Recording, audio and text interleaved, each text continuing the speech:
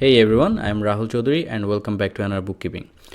Today I will be discussing about top 5 bookkeeping mistakes small businesses make.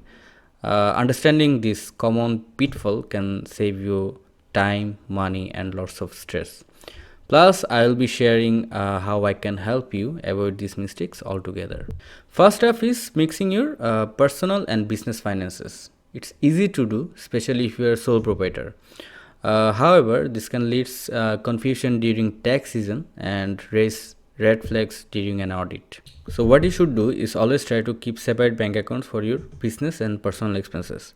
This is not only simplifies your bookkeeping but also helps you understand your business financial position more clearly. The second mistake is not tracking your expenses. Many small business owners underestimate their expenses or forget to document them all together. So what you should do is keep record for every receipt and invoices, whether it is for your office supplies, travel expense or utilities.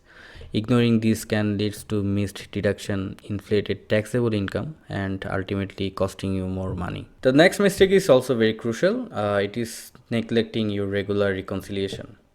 Failing to reconcile your bank statement with your accounting record can lead to discrepancy that can go unnoticed for a long time. So what you should do is to aim to reconcile your bank accounts at least once in a month. This practice will help you catch errors early and ensure that your records are accurately reflect your financial status. The fourth mistake is inaccurate data entry. It might seem minor, but even a small error can have significant consequences down the line, affecting your financial reports, tax filing, and overall decision making. So what you should do is always try to double check your entries, or you can also consider using accounting software which can minimize human errors. It is very important because accurate data entry is the foundation of effective bookkeeping. Finally, the fifth mistake is not seeking help when needed. Many small business owners try to do everything themselves, which can lead to burnout and oversight of critical financial matters. Remember, it's okay to ask for help, whether it is a professional bookkeeper or an accounting software tool.